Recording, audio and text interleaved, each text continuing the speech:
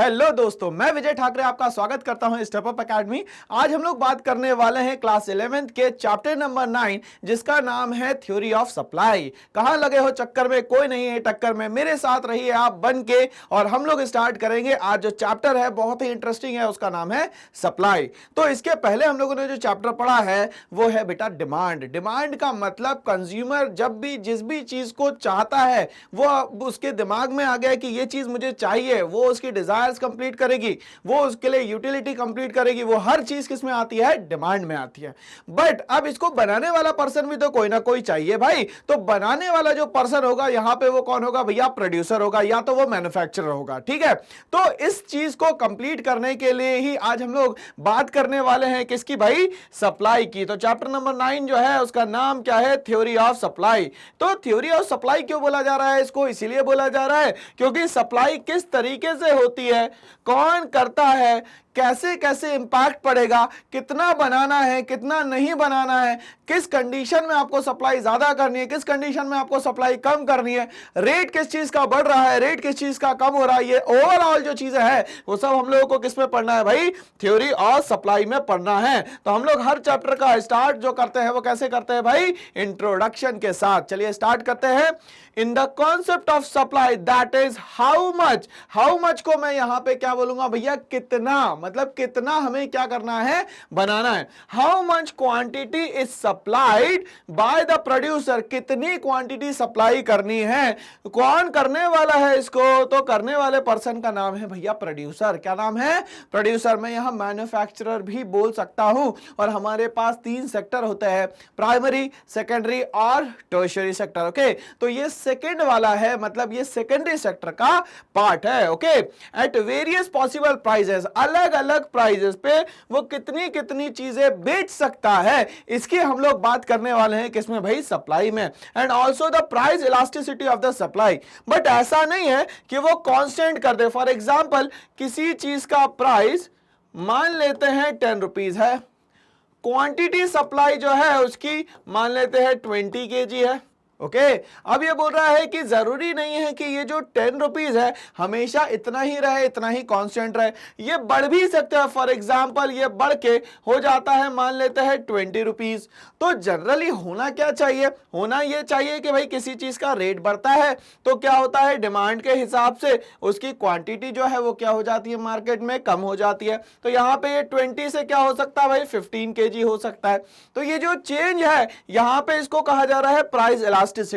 But यहां price elasticity of supply की अगर हम लोग बात करेंगे तो प्राइस इलास्टिसिटी ऑफ सप्लाई के हिसाब से अगर हम लोग बात करें यहां पे, तो अगर ये 10 से 20 प्राइस होता है और you are behaving like a producer, आप एक चीजों को बनाने वाले हैं अगर, तो यहां पे ये 20 से बढ़ के हो सकता है 25 kg हो जाए। मतलब कि यहां पे ये जो इलास्टिसिटी जो हम चेंज की बात कर रहे हैं, ये चेंज जो है यहां पे हम लोग को पॉजिटिव दिखने वाला है। तो इस चैप्टर के इंट्रोडक्शन में हम लोगों ने ये समझा कि कितनी क्वांटिटी बनानी है और किस प्राइस पे बनानी है, और प्राइस कितना चेंज हो सकता है हम लोग इसकी बात कर रहे हैं यहां पे। Okay, the quantity of commodity which is offered by a seller for selling at a particular price, but एक पर्टिकुलर प्राइस पे इसको बेचना चाहता है वो, ताकि उसको मिनिमम प्रॉफिट तो मिल जाए और लॉस कहीं से कहीं तक के ना हो। Okay, price during a given time period is known as supply. But ऐसा नहीं है कि टाइम पीरियड आज हम लोगों ने ट्रांजैक्शन किया और ये ट्रांजैक्शन जिंदगी भर चलता रहेगा, ऐसा नहीं होता। पेमेंट दी, बात खत्म भैया, ठीक है ना, बाप बड़ा ना भैया सबसे बड़ा रुपया, तो भैया सामान लो और अपने घर निकल लो, ये वाला सिस्टम यहां पे चल रहा है। ओके, तो हम लोगों ने स्टार्ट किया भैया इंट्रोडक्शन में। अब हम लोग बात करेंगे इंट्रोडक्शन के आगे डिटर्मिनेंट्स ऑफ सप्लाई की बात करेंगे। अब ये डिटर्मिनेंट्स को मैं एक और चीज लिख सकता हूं यहां पे, फंक्शंस।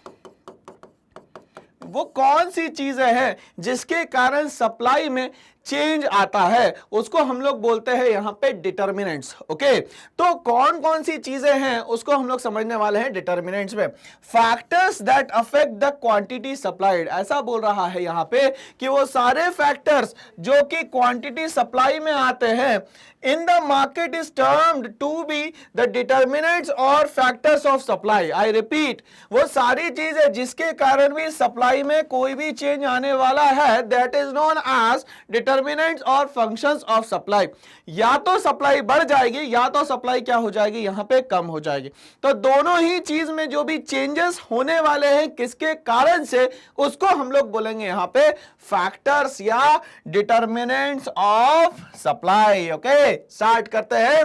सबसे पहला बात करेंगे हम लोग भाई, पहली क्या बात होगी, कॉस्ट की, मतलब वो कितने का है, सामान कितने का बनाने वाले हैं, प्रोडक्ट कितने का होने वाला है, उसके हिसाब से यहां पे बात करेंगे। ओके, बोलता है व्हेन फैक्टर प्राइस इंक्रीजेस, वो बोल रहा है कि जब भी किसी चीज को बनाने का जो खर्चा है वो अगर बढ़ जाता है, the cost of production also increases. भाई तो फैक्टर्स ऑफ प्रोडक्शन अगर आपके बढ़ते हैं तो कॉस्ट भी क्या हो जाएगी, यहां पे बढ़ जाएगी चीजों की। Okay, which restrict the producer to produce more quantity of output, मतलब यहां अगर कॉस्ट बढ़ेगी तो उसको यहां पे क्वांटिटी सप्लाई भी क्या करनी पड़ेगी भाई, बढ़ानी पड़ेगी। Okay, as a result the total supply decreases, but इसके कारण जो टोटल सप्लाई है वो क्या हो जाएगी, डिक्रीज हो जाएगी। इसको हम लोग ऐसा समझते हैं, जब हम लोग क्या करेंगे, चीजों को बनाएंगे और पता चल रहा है कि उसमें मान लेते हैं सरकार ने टैक्स बहुत ज्यादा लगा दिया, अगर एज अ प्रोड्यूसर हम लोग बात करें, अगर टैक्स ज्यादा देना पड़ेगा तो हम लोगों को कॉस्ट भी जो है वो चीजों की क्या करनी पड़ेगी भैया, ज्यादा देनी पड़ेगी। तो ये हमारे लिए तो बर्डन हो गया ना भाई बहुत ज्यादा, कि हम लोगों को सरकार को बहुत सारा पैसा देना पड़ रहा है। ओके, क्यों, क्योंकि यहां मार्केट में क्या हो रही है, सप्लाई बहुत ज्यादा हो रही है और हो सकता है कि उस पर्टिकुलर टाइम पे डिमांड कम हो रही हो चीजों की। तो ये हम लोग कनेक्ट करके देख रहे हैं। तो ये बोलता है यहां पे कि अगर मान लेते किसी चीज की कॉस्टिंग बढ़ती है तो समय पे सप्लाई क्या होगी, कम होगी, और अगर मान लेते कॉस्ट कम होती है तो सप्लाई क्या हो जाएगी, बढ़ जाएगी। मतलब यहां जो रिलेशन है वो कैसा रिलेशन है, वो इनवर्स रिलेशन है, या तो हम लोग क्या बोल सकते हैं इसको, वाइस वर्सा रिलेशन है। ठीक है ना, मतलब दोनों ही एक डायरेक्शन में यहां नहीं जाने वाले हैं। ओके, तो आपको अगर चीज महंगी पड़ रही होगी बनाने में तो आप क्या करोगे, उसकी सप्लाई मार्केट में आसानी से कम कर दोगे। ओके, नंबर 2 हम लोग बात करते हैं भाई किसकी, प्राइस ऑफ अ कमोडिटी की। जो भी आप प्रोडक्ट बना रहे हो उसका प्राइस क्या है, इसको हम लोग बोलते हैं price of a commodity.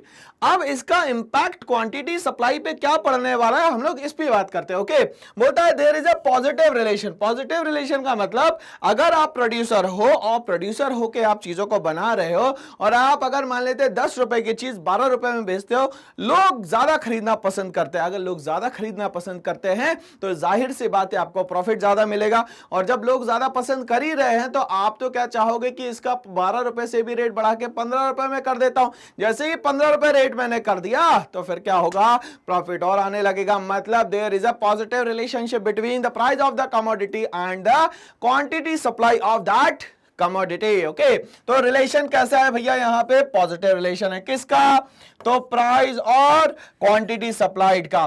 That is if price increases then this its quantity supplied also increases. यहां देखिए अगर प्राइस बढ़ता है तो क्वांटिटी सप्लाई भी क्या हो जाती है, यहां पे बढ़ जाती है, और अगर प्राइस कम होता है तो क्वांटिटी सप्लाई भी क्या हो जाती है, यहां पे कम हो जाती है। तो ये रिलेशन कैसा हो रहा है भाई, पॉजिटिव रिलेशन हो रहा है बच्चों। कैसा रिलेशन हो रहा है, पॉजिटिव रिलेशन हो रहा है। Okay, increases and vice versa.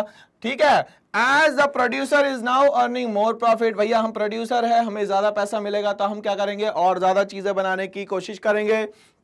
Due to more margin than the earlier, पहले जितना पैसा मिल रहा था उससे भी ज्यादा पैसा मिल रहा है, मतलब मार्जिन क्या है आपका, और ज्यादा यहां पे बढ़ गया है। ओके, चलिए आगे बात करते हैं नेक्स्ट फैक्टर की। तो नंबर ऑफ फर्म्स की बात करते हैं हम लोग यहां पे। तो डिटर्मिनेंट्स ऑफ सप्लाई में जो नंबर ऑफ फर्म्स है, इसका मतलब यह है कि अगर ज्यादा फर्म्स खुलेंगी तो आपका हमेशा फायदा होगा। क्यों, इसका मतलब यह हुआ कि मार्केट में चीजों की डिमांड और ज्यादा बढ़ रही है, डिमांड और ज्यादा बढ़ेगी तो प्रोडक्शन बढ़ेगा, प्रोडक्शन बढ़ेगा तो जो मैन्युफैक्चरर होगा और जो प्रोड्यूसर होगा उसको चीजें बनाने में क्या होगा, बहुत ज्यादा फायदा होगा। तो नंबर ऑफ फर्म्स बढ़ने से आपका यहां पे फायदा है as a supplier. Okay, supply increases with increase in number of firms. अगर नंबर ऑफ फर्म्स बढ़ती है तो क्वांटिटी सप्लाई भी क्या होगी भाई, बढ़ेगी। और अगर नंबर ऑफ फर्म्स कम होती है तो क्वांटिटी सप्लाई क्या हो जाएगी बच्चों, यहां पे कम हो जाएगी। मतलब यहां रिलेशन कैसा है, यहां पे रिलेशन जो है भैया पॉजिटिव रिलेशन है। कैसा रिलेशन है, पॉजिटिव रिलेशन है। Okay, increase in number of producer and decreases due to reduction in the number of producer.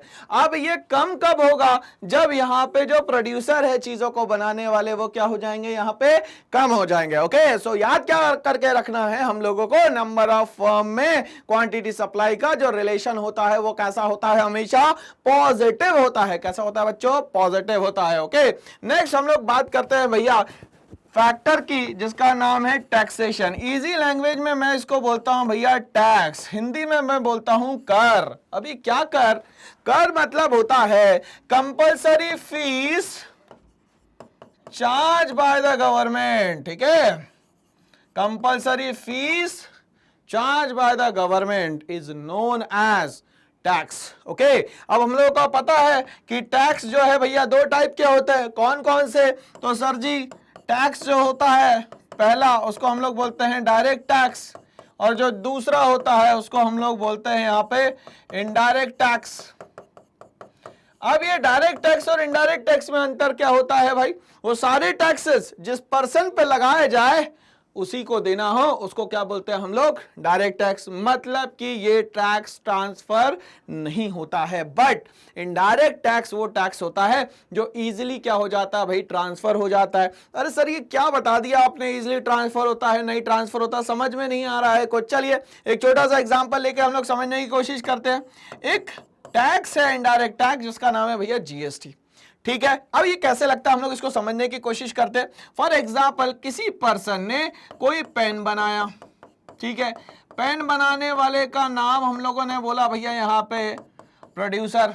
ठीक है, ओके, अब प्रोड्यूसर ने इसको बना दिया और किसको दे दिया भैया, होलसेलर को। होलसेलर ने किसको दे दिया, रिटेलर को। रिटेलर ने किसको दे दिया भाई, कंज्यूमर को। अब समझना बात को, अगर मान लेते हैं किसी चीज को बनाने का टैक्स जो है वो 5 रुपए लगाया गया है प्रोड्यूसर पे, तो प्रोड्यूसर ने ऑलरेडी किसको दे दिया है ये टैक्स, हमारी सरकार को। क्या नाम है इसका भैया, गवर्नमेंट ऑफ इंडिया। तो ये 5 रुपए तो इसको इसने दे दिया। मतलब कि ये जो 5 रुपए है, ये जो 5 रुपए है ये इसके पास से तो गया। जब ये इसके पास से गया तो ये कोशिश करेगा ना भाई कि ये 5 रुपए क्या है इसके पास वापस कहीं ना कहीं से आ जाए। तो ये 5 रुपए अब किस पे बर्डन डालेगा भाई, किस पे, होलसेलर। ठीक है, उसके बाद होलसेलर क्या करेगा, इसको ट्रांसफर करेगा किस पे, रिटेलर पे। और रिटेलर किस पे ट्रांसफर करेगा भैया, एट द एंड बर्डन किस पे पड़ा भाई, कंज्यूमर पे। बट ये देखिए गवर्नमेंट ऑफ इंडिया ने ट्रांसफर किया प्रोड्यूसर पे, प्रोड्यूसर ने ट्रांसफर किया होलसेलर पे, होलसेलर ने रिटेलर पे, और रिटेलर ने करा किस पे, कंज्यूमर पे। मतलब शिफ्टिंग ऑफ टैक्स हुआ, बर्डन ऑफ टैक्स जो है वो ट्रांसफर होता चला गया। इसलिए मैंने कहा कि जो इनडायरेक्ट टैक्स होता है हमेशा होता है ट्रांसफरेबल। कैसा होता है भैया, ट्रांसफरेबल। अब ये डायरेक्ट टैक्स जो मैंने कहा वो नॉन ट्रांसफरेबल होता है। क्या होता है भैया, नॉन ट्रांसफरेबल। मान लेते हैं कि ये जो टैक्स है मिस्टर एक्स पे लगा दिया गया है, अब ये चाहे तो मिस्टर वाई पे नहीं बोल सकता कि भैया आप ये टैक्स दे देना, ये पॉसिबल नहीं है। तो ये टैक्स जो है वो इजीली ट्रांसफरेबल नहीं होता है। ओके, चलिए तो अब हम लोग बात करने वाले हैं कि ये जो टैक्स है वो सप्लाई पे कैसे अफेक्ट डालता है, हम लोग ये समझने की कोशिश करते हैं। Okay, it is the compulsory contribution which is paid by the citizen of a country without receiving any direct benefit. तो टैक्स अपने आप में compulsory fees charge by the government होती है और इसका फायदा कभी भी आपको डायरेक्टली नहीं मिलता। बट इनडायरेक्टली देखिए बहुत सारे फायदे हैं, रोडवेज, रेलवेज, वाटरवेज, ये सब जो आप देख रहे हैं,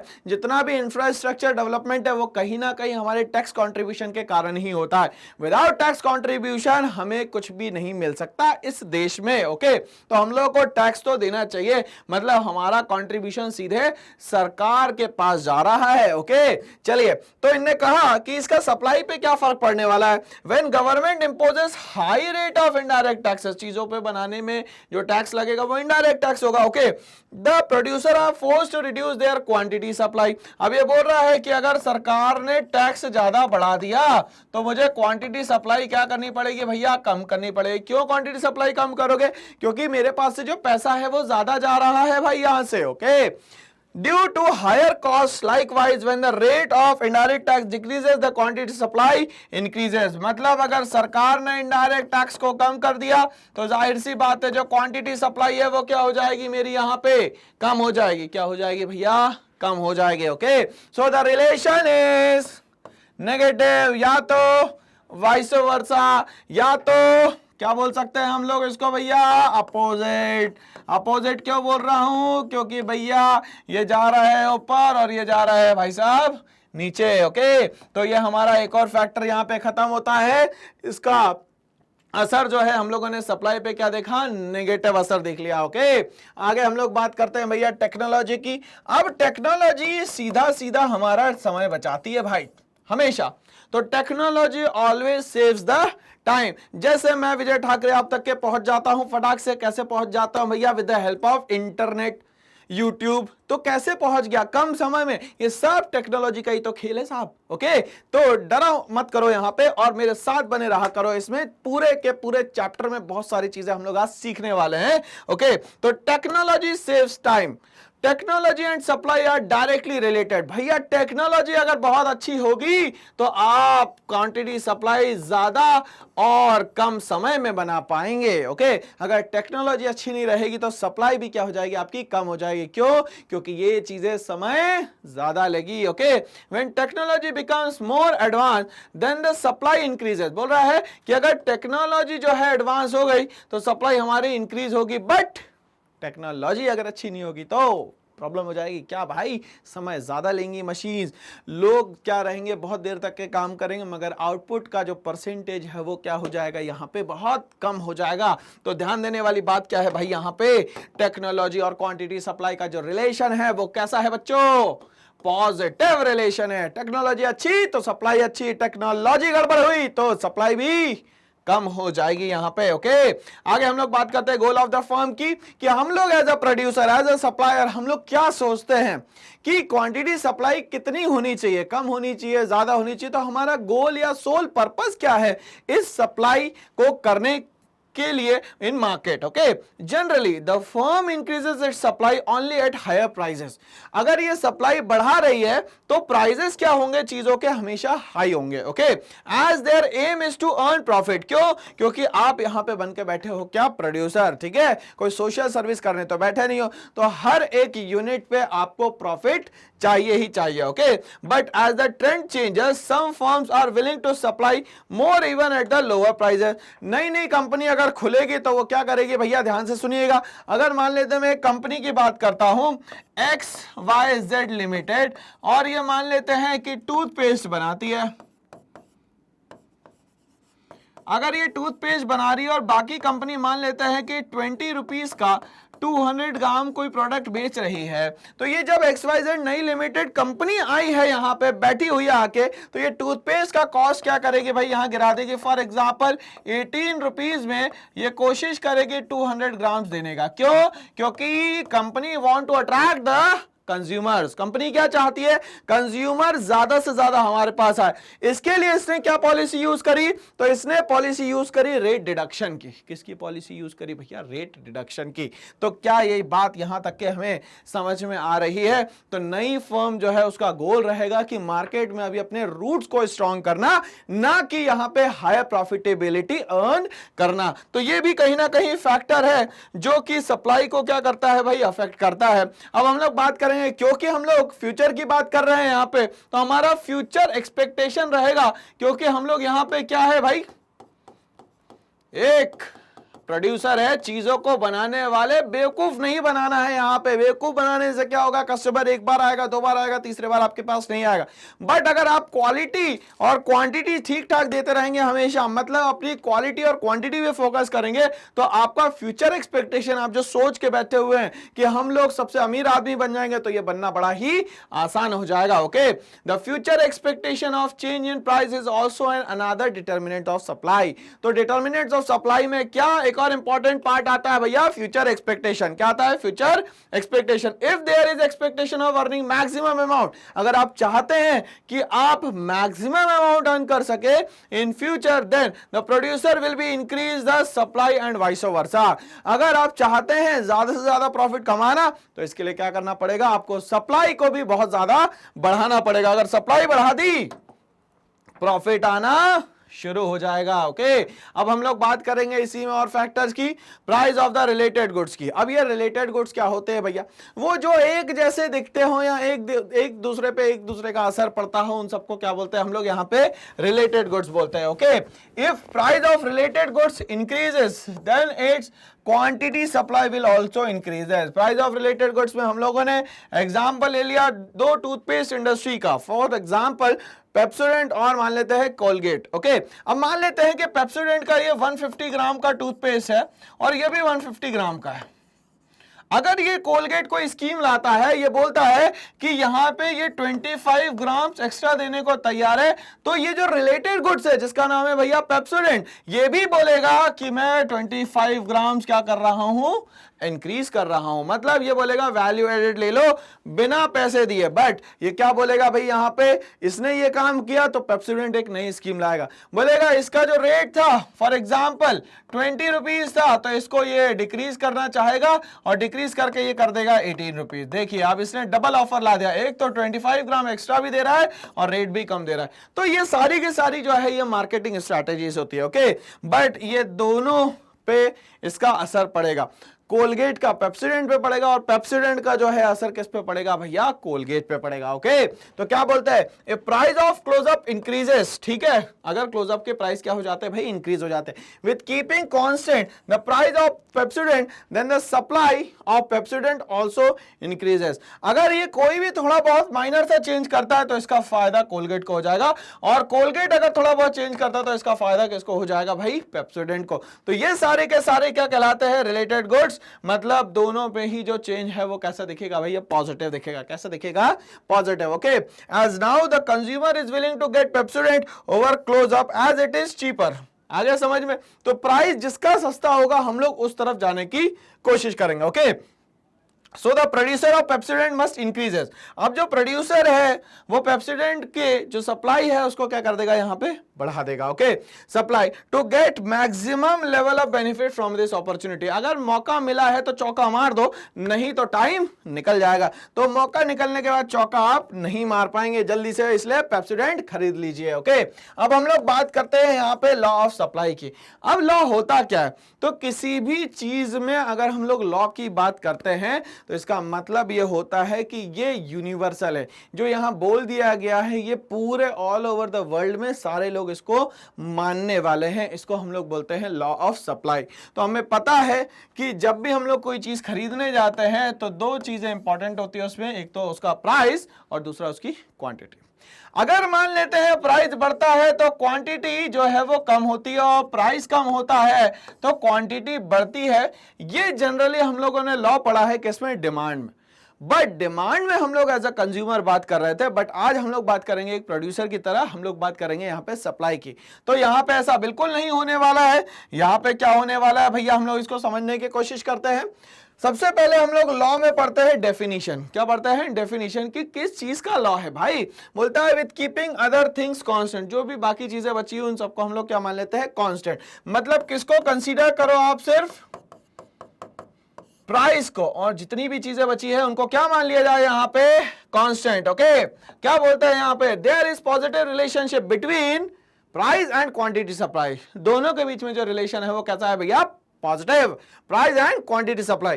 if price increases then its supply also increases and vice versa. जैसे प्राइस बढ़ा तो सप्लाई बढ़ेगी, प्राइस कम हुआ तो सप्लाई क्या हो जाएगी भैया? कम हो जाएगी। ये बात हमेशा याद रखना है हमें। चलिए आगे हम लोग बात करेंगे लॉ में एजम्पशंस की। एजम्पशंस क्या होता है? तो हम लोगों को जब भी लॉ को प्रूव करना है तो कुछ मिनिमम चीजें चाहिए जिससे लॉ को क्या कर सकते हैं हम लोग? प्रूव कर सकते हैं। That is known as assumptions. क्या कहलाता है भैया? ये एजम्पशन। मान लिया जाए कि ऐसा है, ऐसा होता है। ओके, चलिए तो सबसे पहला क्या बोलता है? सबसे पहला assumption चाहिए हमें प्राइस या cost of factors of production remains the same, मतलब जो भी प्राइस रहेगा फैक्टर्स ऑफ प्रोडक्शन का वो क्या रहना चाहिए, हमेशा सेम होना चाहिए। और ये जो फैक्टर्स ऑफ प्रोडक्शन है ये कितने होते हैं भैया, 4, लैंड, लेबर, कैपिटल और एंटरप्राइज। ओके, नंबर 2 बोलता है no change in the taxation policy. Supplier पे अगर टैक्सेशन पॉलिसी अगर चेंज हो रही है बार बार तो वो क्या करेगा, प्रोडक्शन कम या ज्यादा करने लगेगा। Okay, technology must be constant, और बोल रहा है कि टेक्नोलॉजी कैसी होनी चाहिए, हमेशा कांस्टेंट होनी चाहिए। क्यों, क्योंकि टेक्नोलॉजी सेव्स टाइम, अगर टाइम बचेगा तो ज्यादा बनाएंगे तो फिर सप्लाई क्या हो जाएगी भैया, चेंज हो जाएगी। Okay, price of related goods should not change, और जो भी रिलेटेड गुड्स आपने कंपैरिजन में लिए हैं उनका प्राइस क्या नहीं होना चाहिए, यहाँ पे चेंज नहीं होना चाहिए। Okay, goal of a producer remains the same, जो भी गोल उसने या एम लेके चल रहा था वो हमेशा कैसा होना चाहिए, यहाँ पे सेम होना चाहिए, ये बहुत ज्यादा जरूरी है। ओके, अब हम लोग इसको समझते हैं सप्लाई स्केड्यूल से। It is a list which represents about how much quantity supply is supplied by a seller at various possible prices। अब एक जो प्रोड्यूसर है या सेलर है वो कितने प्राइस पे चीजों को बनाते हैं, अगर प्राइस पे बनाता है तो बेचता कितना है ये भी तो हमें पता होना चाहिए ना भाई। ओके, तो अगर किसी चीज का प्राइस 10 रुपीज है तो उसकी क्वांटिटी सप्लाई 20 है, अगर डिमांड होता और प्राइस बढ़ती तो डिमांड क्या हो जाती है, यहाँ पे कम हो जाती। बट हम लोग कौन है, यहाँ पे सप्लायर है, तो यहाँ रिलेशन कैसा हो जाएगा, प्राइस बढ़ने के कारण भी डिमांड क्या है हमारी यहाँ पे बढ़ेगी। ओके, तो ये 10 से अगर 15 हो जाता है तो क्वांटिटी सप्लाई क्या हो जाती है भाई, यहाँ पे 50 हो जाती है। आगे बढ़ते हैं, 15 से अगर ये 20 हो जाता है तो क्वांटिटी सप्लाई 50 से क्या हो जाती है भाई, 100 हो जाती है। मतलब यहाँ पे देखिए सारा का सारा सिस्टम जो है वो चल रहा है पॉजिटिव, मतलब दोनों साथ में चल रहे हैं, हाथ पकड़ पकड़ के प्राइस भी बढ़ रहा है और क्वांटिटी सप्लाई भी यहाँ पे बढ़ रही है। ओके, सो रिलेशन कैसा हो गया, प्राइस और क्वांटिटी डिमांड का भाई, या क्वांटिटी सप्लाई का। क्वांटिटी डिमांड की जब बात करोगे तो नेगेटिव दिमाग में आना चाहिए, और क्वांटिटी सप्लाई की जब बात करोगे तो हमेशा क्या आना चाहिए भैया, पॉजिटिव आना चाहिए, क्योंकि हम लोग चीजें अगर बनाते हैं तो उसको बेचेंगे तो हमारा फायदा होगा, नहीं तो सोशल सर्विस करने में हमारा क्या हो जाएगा, बंटाधार हो जाएगा, मतलब हमारा नुकसान शुरू हो जाएगा। चलिए अब हम लोग इसको प्रूव करते हैं एक सप्लाई कर्व के थ्रू। बोलता है when price of a commodity increases from 10 to 15 and then 20, तो 15 से 20 होगी, 20 से 30 होगी, और ऐसे करके प्राइस धीरे धीरे करके बढ़ते चले जाएंगे। Its quantity supply also increases, price बढ़ेगा, क्वांटिटी सप्लाई भी यहाँ पे क्या होगी भाई, बढ़ेगी। Okay, from 20 to 50 and then positive relation between the price and quantity supplied keeping other things constant, price को छोड़ के बाकी सारी की सारी चीजें यहाँ पे क्या रखना है, हम लोगों को यहाँ पे कांस्टेंट रखना है। क्या रखना है भैया, कांस्टेंट रखना है। ओके, तो अगर मान लेते हैं प्राइस 10 रुपीज था तो क्वांटिटी हमारी 20 थी, अगर प्राइस 15 हो गया तो क्वांटिटी हो गई 50, और 20 अगर प्राइस हो गया तो रिलेशन कैसा हो रहा है भाई, हर बार पॉजिटिव हो रहा है। देखिए ये दोनों ही डायरेक्शन में बढ़ रहा है, हॉरिजॉन्टल और वर्टिकल। तो सप्लाई में रिलेशन हमेशा कैसा होता है बच्चों, पॉजिटिव रिलेशन होता है। ओके, अब हम लोग समझते हैं ये जो चेंज है वो कैसे हो रहे हैं, इसको हम लोग समझने की कोशिश करते हैं। सबसे पहले हम लोग इंक्रीज इन सप्लाई की बात करेंगे, फिर हम लोग बात करेंगे डिक्रीज इन सप्लाई की। ये हम लोग कंपैरिजन भी समझ सकते हैं, या तो हम लोग इसको ये भी बोल सकते हैं कि ये डिफरेंस बिटवीन है इंक्रीज इन सप्लाई और डिफरेंस का है भैया, डिक्रीज इन सप्लाई का। ओके, बोलता है when the price constant if there is favourable change, बोल रहा है प्राइस कांस्टेंट है अगर यहाँ पे अगर फेवरेबल चेंज होता है तो। Okay, in other things which causes increases in supply then it is known as increases in supply। अब ये बोल रहा है increase in supply का मतलब क्या होता है, तो increase in supply का मतलब ये होता है कि आप जितनी भी चीजें बना रहे थे उसको कंटिन्यूअसली बना रहे हैं, ठीक है। बट ये बोल रहा है कौन से चेंज की बात करें, यहाँ पे हम लोग अगर फेवरेबल चेंज की हम लोग अगर यहाँ पे बात करते हैं, ओके, तो इसके कारण क्या हो जाएगा भैया, हमारा इंक्रीज इन सप्लाई हो जाएगा। ओके, अब हम लोग अगर डिक्रीज इन सप्लाई पे आते हैं तो डिक्रीज इन सप्लाई जो है इसका अपोजिट चलेगा, with the constant price if there is unfavourable changes, मतलब जो समय है वो फेवरेबल नहीं है, ठीक है। तो यहां पे जो डिक्रीज इन सप्लाई की हम लोग बात कर रहे हैं, मतलब हुआ क्या कि यहां पे जो सप्लाई है वो प्राइस के कारण चेंज होती है। अब ये जो सप्लाई प्राइस के कारण चेंज हुई है, जिसके कारण शिफ्ट हुआ है क्या, अपनी ओरिजिनल पोजीशन पे जब भी जहां पे भी सप्लाई कर्व था उससे, ओके तो यही हम लोग यहां पे समझ रहे हैं। ओके तो पहले इसमें हम लोगों ने क्या समझा कि इंक्रीज इन सप्लाई क्या होता है, और दूसरे में हम लोगों ने समझा कि डिक्रीज इन सप्लाई क्या होता है। ओके अब हम लोग आगे बढ़ते हैं। तो इस केस में बोल रहा है इंक्रीज इन सप्लाई में प्राइस को क्या रखो भाई, रिमेन्स कांस्टेंट रखो। ये जो अदर थिंग्स है उसको क्या कर दो भैया, इंक्रीज कर दो, और यहां पे सप्लाई जो है वो अपने आप बढ़ जाएगी। मतलब प्राइस इस केस में कैसा रहने वाला है, कांस्टेंट रहने वाला है। आगे हम लोग बढ़ते हैं। यहां पे ये जो प्राइस है ये कांस्टेंट है, किसमें, डिक्रीज इन सप्लाई में भी, और जो अदर थिंग्स है उसके कम होने के कारण सप्लाई जो है वो अपने आप में क्या हो गई भाई, कम हो गई। ओके तो बट यहां पे देखा जाए तो प्राइस का, यहां पे भी प्राइस का कोई रिलेशन नहीं है किसके साथ भैया, सप्लाई के साथ। ठीक है, सप्लाई के साथ रिलेशन तो है मगर इसमें कोई चेंज नहीं हो रहा, क्योंकि प्राइस क्या मान लिया गया है, कांस्टेंट मान लिया गया है। ओके अब यहां अदर थिंग्स बढ़ाने के कारण सप्लाई बढ़ी, और यहां अदर थिंग्स कम करने के कारण यहां सप्लाई बढ़ी। अब ये अदर थिंग्स में फॉर एग्जांपल मैं टेक्नोलॉजी ले लेता हूं। अगर अदर थिंग्स में मैंने टेक्नोलॉजी को बढ़ा दिया तो सप्लाई भी क्या हो जाएगी, अपने आप में बढ़ जाएगी। ओके और अगर मान लेते हैं टेक्नोलॉजी कम हो गई तो सप्लाई भी क्या हो जाएगी, अपने आप में कम हो जाएगी। ये तो भैया हमारे लिए सबसे बड़ा प्रॉब्लम है ना। चलिए भैया आगे हम लोग बात करेंगे। आगे बात करते हैं। इन case of increase in supply the supply curve will shift parallel towards right.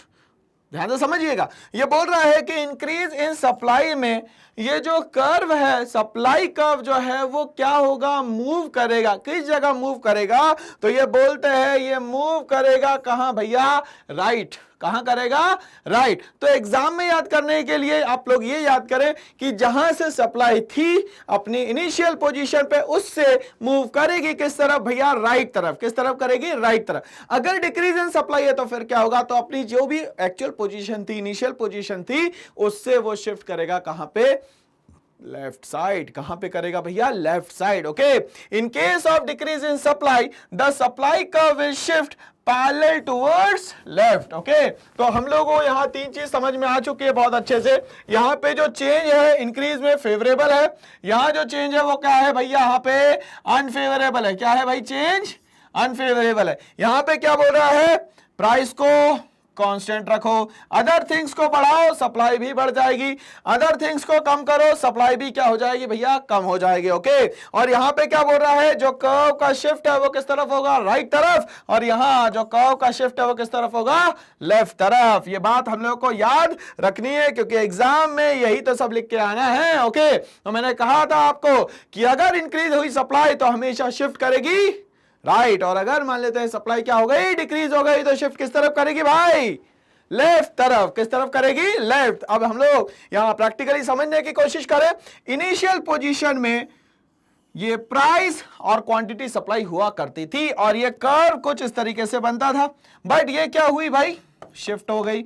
Increase in supply में, इंक्रीज इन सप्लाई में क्या बोलते हो सर, आप बोलते हो कि शिफ्ट जो है वो राइट वर्ड्स होगा। इसी तरीके से डीआईएस में मतलब डिक्रीज इन सप्लाई में शिफ्ट किस तरफ होगा सर, तो अपनी इनिशियल पोजीशन से हमेशा लेफ्ट वर्ड्स होगा भैया। किस तरफ होगा, लेफ्ट वर्ड्स होगा। तो ये हम लोगों ने समझा increase and decrease in supply. Okay अब हम लोग बात करेंगे भैया यहां पे चेंज इन क्वांटिटी सप्लाई की। ओके क्या होता है, change in price of the goods, change in quantity supply with keeping other things constant. ये क्या बोल रहा है, change in price of the goods. Okay और यहां बोल रहा है change in the quantity supply with keeping other things constant. अब यहां बोल रहा है अदर थिंग्स को कांस्टेंट रखो, मतलब कि आप प्राइस को चाहो तो बढ़ा लो, प्राइस को या तो कम कर लो, और अदर थिंग्स को क्या कर लो यहां पे, कांस्टेंट। क्या कर लो भैया यहां पे, कांस्टेंट। बोलता है if the supply of commodity changes, बोल रहा है कि इसके कारण जो असर पड़ेगा वो पड़ेगा किस पे भाई, क्वांटिटी ऑफ सप्लाई पे। किस पे पड़ेगा भैया, क्वांटिटी ऑफ सप्लाई पे। Okay due to change in price of the commodity. मैंने क्या कहा आपसे कि प्राइस को बढ़ाओ या प्राइस को कम करो, अदर थिंग्स को क्या करना है यहां पे, कांस्टेंट करना है। क्या करना है भाई, कांस्टेंट करना है। Okay of a commodity then it is known as change in quantity supply. क्या कहलाएगा ये, change in quantity supply in case of change in quantity. और क्या बोल रहा है, in case of change in quantity. Okay तो अब हम लोग इसको आगे और समझने की कोशिश करते हैं प्रॉपरली। इसके कारण जो चेंज हुआ उसको हम लोग बोलेंगे एक्सटेंशन और दूसरा बोलेंगे कॉन्ट्रैक्शन। आई रिपीट, इसके कारण जो चेंज हुआ उसको क्या बोलेंगे भैया हम लोग एक्सटेंशन या तो क्या बोलेंगे कॉन्ट्रैक्शन। और पहले वाला जो चेंज था उसमें क्या हुआ था, या तो इंक्रीज हुआ था या तो क्या हुआ था वहां पे डिक्रीज हुआ था। क्या हुआ था, इंक्रीज और डिक्रीज। बट यहां पे क्या हो रहा है भाई, एक्सटेंशन और कॉन्ट्रैक्शन। ओके, तो यहां हम लोग सारी चीजों में चेंज इन सप्लाई की बात कर रहे हैं। ओके, बोलता है the point of supply changes but on the same supply curve. तो चेंज तो होगा मगर सप्लाई कर्व क्या रहेगा भैया, यहां पे सेम रहेगा। वहीं पे कॉन्ट्रैक्शन और वहीं पे एक्सटेंशन हमें देखने को मिलने वाला है। एक्सटेंशन से हम लोग शुरुआत करते हैं। बोलता है विद कीपिंग अदर थिंग्स, क्या करना है भाई, constant. If price of a commodity increases, अगर प्राइस बढ़ गया तो which causes increase in quantity supplied, then it is known as extension of quantity supply, just because we are behaving like a producer. हम लोग क्या है भाई यहाँ पे एक प्रोड्यूसर। अगर ज्यादा पैसा मिलेगा तो कौन मना करेगा चीजों को बेचने के लिए, कोई भी मना नहीं करेगा। सब चाहेंगे कि हम लोगों को मैक्सिमम टू मैक्सिमम प्रॉफिट मिल सके। ओके, अब हम लोग बात करते हैं कॉन्ट्रैक्शन ऑफ क्वांटिटी सप्लाई की। किसकी बात करेंगे भाई, कॉन्ट्रैक्शन ऑफ क्वांटिटी सप्लाई की। With keeping other things constant, क्या बोल रहा है, जो अदर थिंग्स है उसको क्या मान के चलेंगे यहाँ पे आप लोग, constant. Okay, if price of a commodity decreases, अगर प्राइस कम हो जाता है किसी कारण से, which causes decrease in quantity supply, उसके कारण क्या हो जाएगा, क्वांटिटी सप्लाई डिक्रीज हो जाएगी, then it is known as contraction of quantity supply. तो ये पूरा क्या कहलाएगा भाई, कॉन्ट्रैक्शन ऑफ क्वांटिटी सप्लाई। अब हम लोग इसको क्या करते हैं, एक सिंबलिक फॉर्म में समझने की कोशिश करते हैं। ओके, देखिए अदर थिंग्स को कांस्टेंट रखा हम लोगों ने दोनों ही जगह, यहां प्राइस बढ़ा दिया और क्वांटिटी सप्लाई भी बढ़ जाती है। मतलब रिलेशन कैसा हो गया बच्चों, पॉजिटिव रिलेशन होगा। कैसा रिलेशन हो गया भाई, पॉजिटिव। यहां पे अगर प्राइस कम कर दिया तो क्वांटिटी सप्लाई क्या हो गई, मेरी कम हो गई। तो यहां रिलेशन कैसा हो गया भैया बताओ, यहां पे भी रिलेशन पॉजिटिव है। क्यों, क्योंकि प्राइस कम हो रहा है तो क्वांटिटी सप्लाई भी तो कम हो रही है। अगर ये ऊपर नीचे हो जाते तो नेगेटिव रिलेशन होता, बट यहां रिलेशन कैसा है भाई,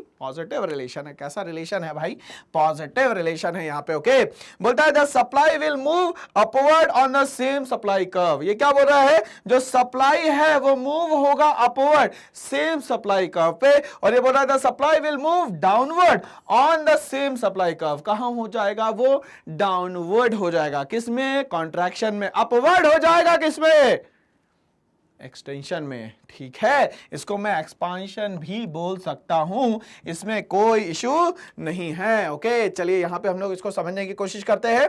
तो अगर मान लेते हैं प्राइस बढ़ जाता है अपनी ओरिजिनल पोजीशन से, तो क्वांटिटी सप्लाई क्या हो जाती है भैया, बढ़ जाती है। बट आपने कहा सर अदर थिंग्स जो है वो क्या रख दो, कांस्टेंट रख दो। यहां पे भी क्या बोल रहे हो आप, अदर थिंग्स को क्या रख दो भैया, कांस्टेंट रख दो। और अगर मान लेते हैं प्राइस अपनी इनिशियल पोजीशन से डिक्रीज हो जाती है तो क्वांटिटी सप्लाई भी क्या हो जाएगी, अपने आप में डिक्रीज हो जाएगी। क्या हो जाएगी भाई, यहां पे डिक्रीज हो जाएगी। ओके, तो हम लोगों ने ये समझा कि कॉन्ट्रैक्शन क्या होता है और एक्सटेंशन क्या होता है। तो अपनी जगह से बढ़ना क्या कहलाता होगा भैया, एक्सटेंशन, और अपनी जगह से कम होना क्या कहलाता होगा भाई, यहां पे कॉन्ट्रैक्शन कहलाता होगा। क्या कहलाता होगा भैया, कॉन्ट्रैक्शन कहलाता होगा। ओके, अब हम लोगों ने बात करी कि अगर प्राइस बढ़ा दिया तो चेंज क्या होगा, कितना चेंज होगा। तो इसको कैलकुलेट करने के लिए हम लोग समझते हैं इलास्टिसिटी ऑफ सप्लाई। क्या समझते हैं, इलास्टिसिटी ऑफ सप्लाई। आपने कहा किसी चीज का रेट 10 रुपए था, आज मैंने बढ़ा के 20 रुपए कर दिया, तो आप बताइए इसमें मार्केट का क्या सिनारियो रहेगा, मार्केट क्या सोचेगा हमारे बारे में। मार्केट अच्छा सोचेगा कि भाई चीज 10 रुपए की भी बिकती थी इनकी, तो अब 20 रुपए की भी बिक रही है। तो ये जो चेंज है इसका कैलकुलेशन जो है वो प्राइस इलास्टिसिटी ऑफ सप्लाई में हम लोगों को समझना है। ये स्टार्ट करते हैं हम लोग। As we have already learn the price elasticity of demand. मगर डिमांड का रिलेशन कैसा होता था, नेगेटिव। वहां हम लोग एक कंज्यूमर होते थे, बट आज हम लोग यहाँ पे क्या बैठे हुए हैं, बन के एक producer. Okay, refers to the degree of responsiveness of quantity demand. अब ये बोल रहा है कि यहाँ पे क्वांटिटी डिमांड जो है वो प्राइस के कारण चेंज होती थी, तो ऐसा ही सप्लाई में भी होगा भाई, प्राइस के कारण ही सप्लाई में भी चेंजेस होंगे। कितने होंगे इसको बोलेंगे हम लोग इलास्टिसिटी। क्या बोलेंगे भैया, elasticity. Okay, due to change in the price of the commodity. Similarly price elasticity of supply refers to the degree of responsiveness of the supply of a commodity with reference to change in prices. Okay, यहां पे ये जो price है इसका ही असर पड़ेगा किस पे भैया, हमारी सप्लाई पे या क्वांटिटी सप्लाई पे। ओके, और क्या बोल सकते हैं, द प्रोपोर्शनेट, प्रोपोर्शनेट का मतलब है दोनों में देखो कितना लगभग चेंज होने वाला है in quantity supply with respect to proportionate change in price. अब ये बोल रहा है क्वांटिटी सप्लाई में जो चेंज हो रहा है, proportionate change in price is known as price elasticity of supply. तो दोनों के बीच में प्रोपोर्शनेट कितना चेंज हो रहा है इसके कैलकुलेशन के लिए हम लोग बात करेंगे यहाँ पे क्या भैया, क्या बात करेंगे, प्राइस इलास्टिसिटी की। तो सबसे पहला मेथड हम लोग स्टार्ट करते हैं इसको कैलकुलेट करने का, जिसको हम लोग बोलते हैं प्रोपोर्शनेट मेथड। क्या बोलते हैं, प्रोपोर्शनेट मेथड। क्या होता होगा प्रोपोर्शन, तो जनरली मैथ्स में हम लोग थोड़ा बहुत पढ़ते हैं, तो x upon Y, y upon X, ये इन दोनों का जो रिलेशन है इसको हम लोग बोलते हैं प्रोपोर्शन। ठीक है ना, ये हम लोग इसको रेशियो में भी लिख सकते हैं ना, x इज टू वाई। ठीक है, बट हम लोगों को मैथ्स थोड़ी ना पढ़नी है सर, हमें तो इकोनॉमिक्स पढ़नी है, तो इकोनॉमिक्स के हिसाब से प्रोपोर्शनेट मेथड बताओ। तो आइए स्टार्ट करते हैं, प्रोपोर्शनेट मेथड को समझने की कोशिश करेंगे। ओके, तो ये क्या बोलता है, प्रोपोर्शनेट मेथड में जो इलास्टिसिटी ऑफ सप्लाई है, जो इलास्टिसिटी ऑफ सप्लाई है वो बोलती है proportionate change in quantity supply, proportionate change in quantity supply upon proportionate change in price. तो प्राइस का असर जो सप्लाई पे होने वाला है उसकी क्वांटिटी पे होने वाला है, उसको हम लोग बोलेंगे यहां पे क्या भैया, इलास्टिसिटी ऑफ सप्लाई। क्या बोलेंगे, इलास्टिसिटी ऑफ सप्लाई। ओके, अब इसको हम लोग फॉर्मूले में डिराइव कर लेते हैं भाई। ओके, तो फॉर्मूला क्या हो जाएगा इलास्टिसिटी ऑफ सप्लाई का, delta Q upon Q divided by delta P upon P. अब भैया डिवाइड तो समझ में नहीं आ रहा, कोई बात नहीं सर, इसको आसान बना दो, बना देते हैं भाई, क्या दिक्कत है। तो बोलता है elasticity of supply is equals to P upon Q multiplied by delta Q upon delta P, और आसान बना देते हैं, चलिए बना देते हैं भाई। Elasticity of supply is equals to delta Q upon delta P multiplied by P by Q, ऐसा याद कर लो भाई। ठीक है, तो हुआ क्या, हुआ क्या, ठंडी का सीजन था, तो हमने बोला भाई एक बात बताओ सर्दी क्यों हो रही है, तो उन्होंने कहा भाई सर कोल्ड ड्रिंक पी ली, तो मैंने बोला क्यों पी, फिर पता चला उधर से एक के पापा आए, उन्होंने 2 रसीद दिए, बेहतरीन तेजी से मार दिया। अब तो फिर से पूछा पी क्यों, अरे भाई कोल्ड ड्रिंक की बात हो रही है यहाँ पे, बट सीजन काय का है, ठंडी का सीजन है, तो पहला क्वेश्चन क्या होगा भाई, क्यों पी। अब दूसरा क्वेश्चन क्या होगा, पी क्यों। तो पहले वाले में तो जो है वो लगेंगे चेंज, और दूसरे वाले में चेंज नहीं, क्यों, क्योंकि चार्टा तो पढ़ चुका है ना भाई। ओके, तो याद करने के लिए क्या बोला मैंने, क्यों पी और पी क्यों। अब पहले वाले में क्या लगा दो भैया, डेल्टा, और डेल्टा का मतलब क्या होता है, चेंज। क्या होता है भैया, चेंज। ओके, तो याद करने का तरीका थोड़ा अनोखा है, मगर एक ही बार में इससे याद हो जाएगा। ओके, तो यहाँ पे पी का मतलब क्या होता है, ओल्ड प्राइस, और यहाँ क्यू का मतलब क्या होता है भैया, ओल्ड सप्लाई। ओके, यहाँ पे डेल्टा पी का मतलब होता है चेंज इन प्राइस, और यहाँ डेल्टा क्यू का मतलब होता है चेंज इन सप्लाई। ओके, तो ये हम लोगों ने बात करी यहाँ पे अभी प्रोपोर्शनेट मेथड की। ओके, अब ये प्रोपोर्शनेट मेथड के बाद हम लोग ये देखें कि कितने तरीके की इलास्टिसिटी हो सकती है, कितना चेंज होने वाला है। ओके, तो हम लोगों ने इस इलास्टिसिटी को याद करने के लिए एक छोटा सा कोड बनाया था जिसका नाम था प्लम्प। क्या नाम था भैया, प्लम्प।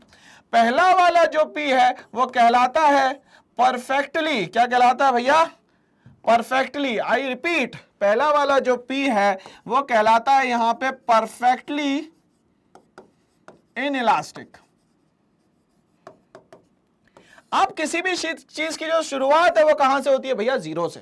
तो प्लम्प में जो शुरुआत होने वाली है वो कहां से होने वाली है भैया, जीरो से। ओके, चलिए अब यहां पे बोलता है कि रिलेशन बताना है हमें किसका, प्राइस का और क्वांटिटी सप्लाई का। आई रिपीट, यहां रिलेशन बताना है प्राइस का और क्वांटिटी सप्लाई का। ओके, तो अब हम लोगों ने यहां पे बोला कि इलास्टिसिटी ऑफ सप्लाई जो है वो क्या है भैया, जीरो है।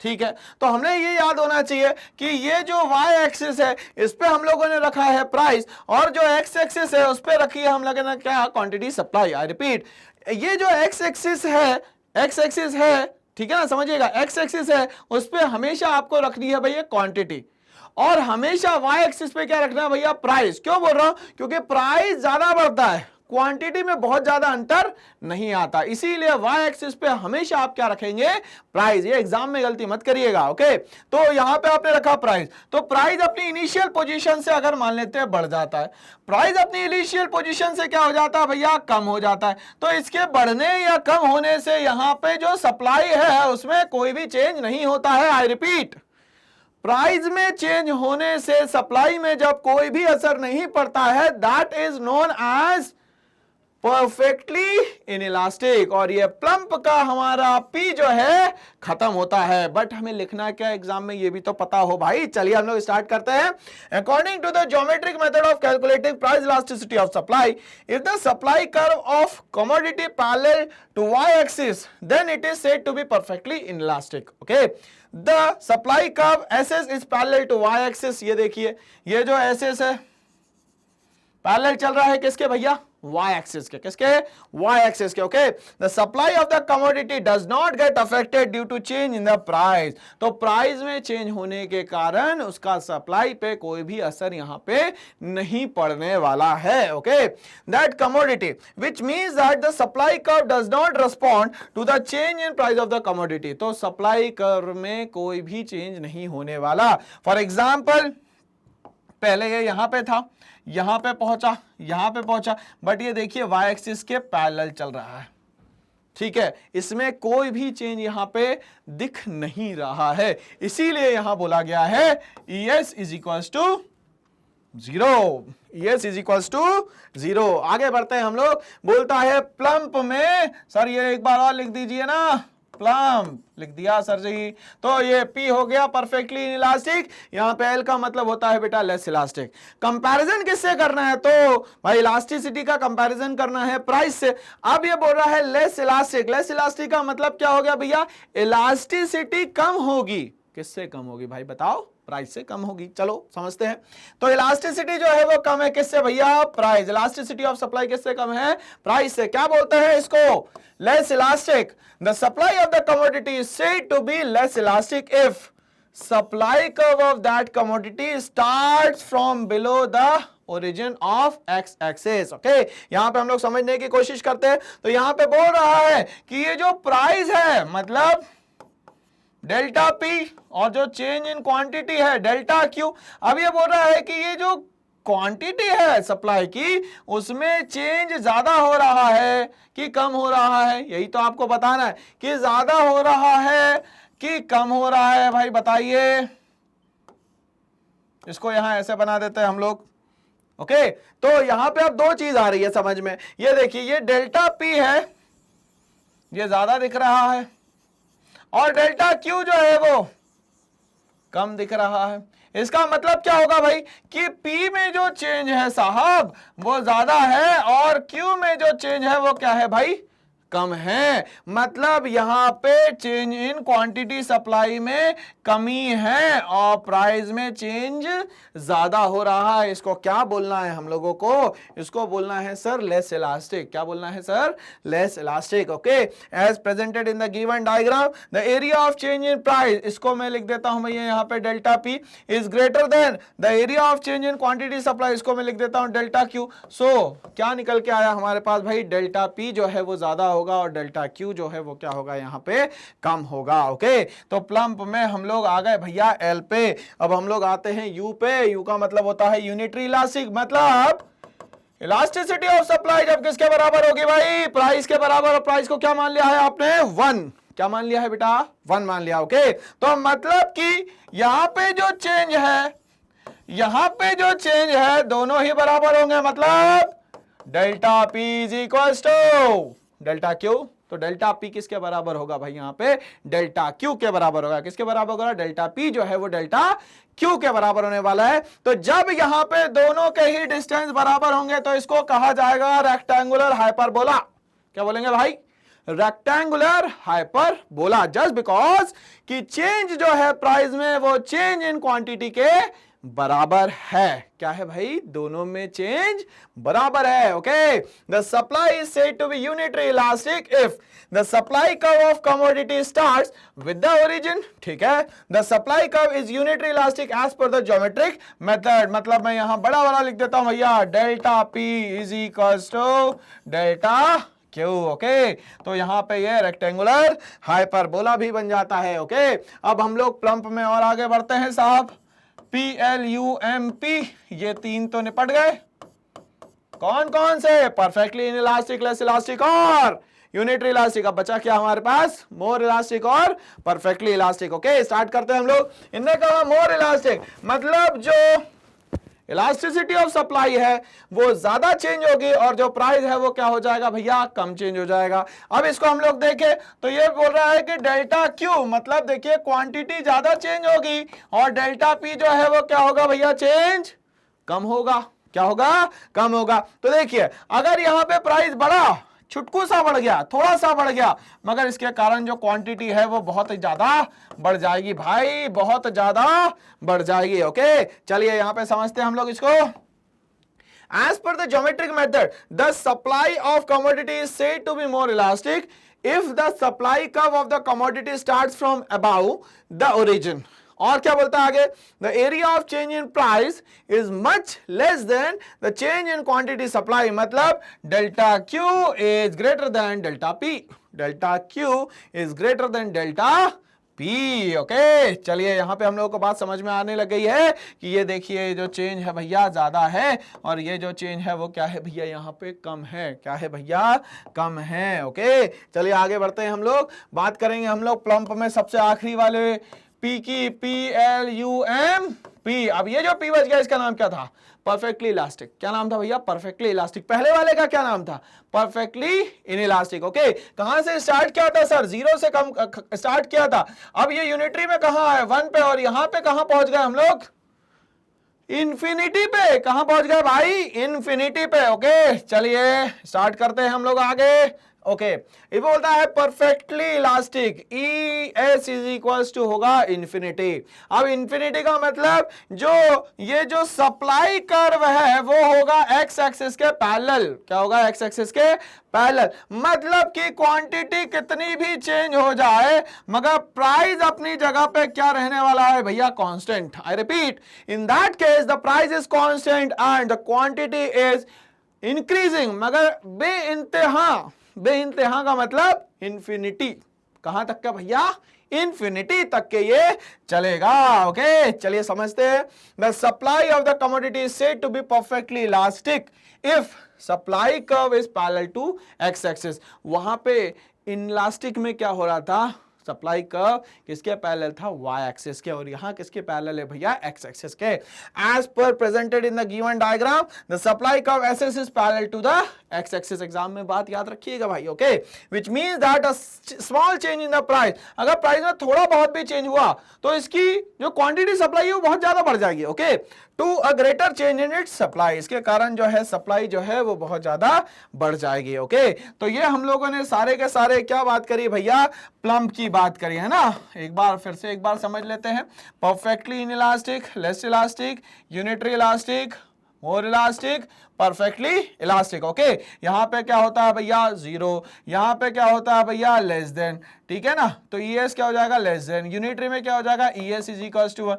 अब मोर में क्या हो जाएगा? ES is greater than 1। और इसमें क्या हो जाएगा बच्चों? ES is equal to infinity. तो हमारा सफर शुरू हुआ जीरो से और एक पे आने के बाद इंफिनिटी तक के पहुंच गया। तो ये सारे के सारे हम लोगों ने पढ़ी इलास्टिसिटी ऑफ डिमांड की बातें। तो हम बात कर चुके हैं इलास्टिसिटी ऑफ सप्लाई की बातें। होप सो यहां पे सारी की सारी चीजें आप लोगों को समझ में आएगी। कोशिश की गई है कि इसको बहुत ही आसान, बहुत ही सरल चैप्टर बना दिया जाए। इसके लिए हम लोगों ने बहुत ज्यादा मेहनत भी करी है और वन शॉट में ये पूरे चैप्टर को हम लोगों ने यहाँ पे कवर किया है। और यहाँ पे बहुत सारी ऐसी सर्विसेज प्रोवाइडेड है जिससे हम लोग क्या कर सकते हैं? एजुकेशन में मास्टर बन सकते हैं। ओके, तो होप सो ये सारा का सारा सिस्टम आपको समझ में आया होगा। इसके लिए क्या करना पड़ेगा? तो इसके लिए स्टेप अप एकेडमी जो है उसके चैनल को लाइक, शेयर और सब्सक्राइब करना पड़ेगा। Thanks for watching all.